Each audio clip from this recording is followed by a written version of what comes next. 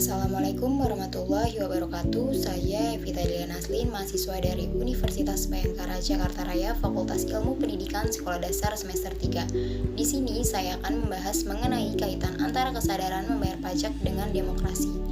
Di Indonesia, pajak merupakan kewajiban yang harus dibayarkan oleh setiap warga negara yang telah memenuhi syarat subjektif dan juga objektif untuk membayar pajak. Kewajiban membayar pajak sendiri tercantum dalam pasal 23A Undang-Undang Dasar 1945 yang berbunyi pajak dan pungutan lainnya bersifat memaksa untuk keperluan negara diatur dengan undang-undang. Di Indonesia, pajak memiliki posisi yang paling penting seperti untuk membiayai kepentingan dan kesejahteraan masyarakat negara Indonesia.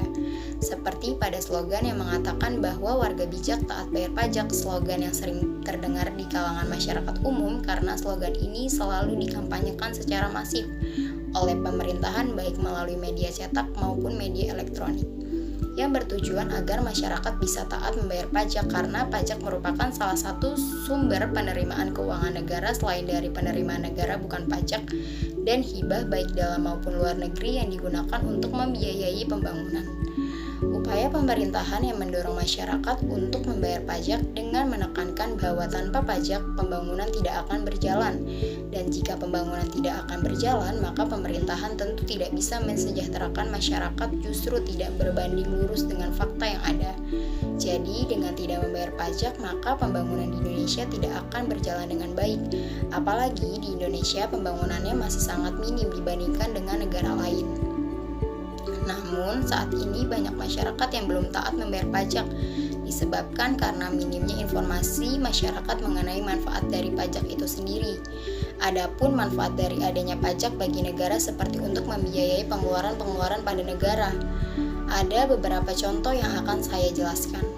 Contoh pertama seperti pengeluaran untuk proyek produktif barang ekspor, membiayai pengeluaran reproduktif, pengeluaran yang memberikan keuntungan ekonomis bagi masyarakat.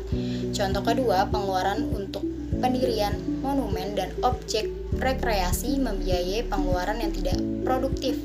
Contoh yang terakhir, ada pengeluaran untuk membiayai pertahanan negara atau perang dan pengeluaran untuk penghematan di masa yang akan datang, yaitu pengeluaran untuk anak yatim piatu.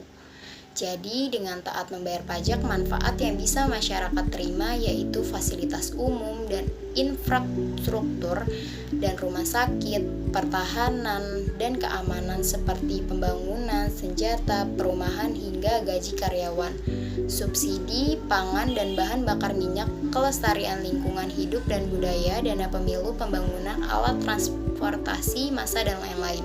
Kesimpulan yang ada pada intinya semua sistem diselenggarakan oleh pemerintahan dari rakyat, oleh rakyat, dan juga untuk rakyat merupakan sistem sosial dari politik pemerintahan diri dengan kekuasaan-kekuasaan pemerintahan yang dibatasi hukum dan kebiasaan untuk melindungi hak-hak perorangan warga negara.